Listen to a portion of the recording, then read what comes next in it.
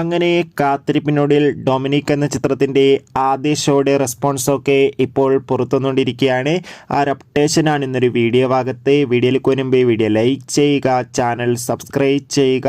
ജനുവരി മാസം ഇനി അങ്ങോട്ട് ധാരാളം ചിത്രങ്ങൾ OTT റിലീസ് ചെയ്യും. നമ്മുടെ ചാനൽ ഭാഗം പരിശോധിച്ചാൽ നിങ്ങൾക്ക് ആ വീഡിയോയ്ക്ക് കാണാൻ വേണ്ടി സാധിക്കുന്നതായിരിക്കും.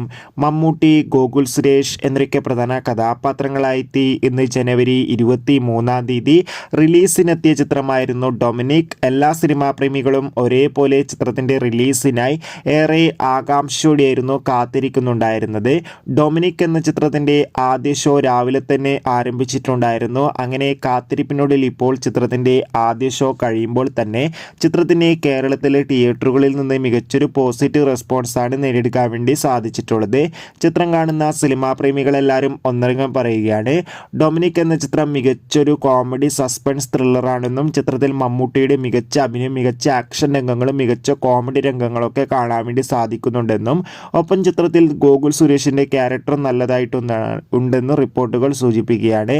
കാത്തിരിക്കാം കൂടുതൽ റെസ്പോൺസിനായി. Bye bye.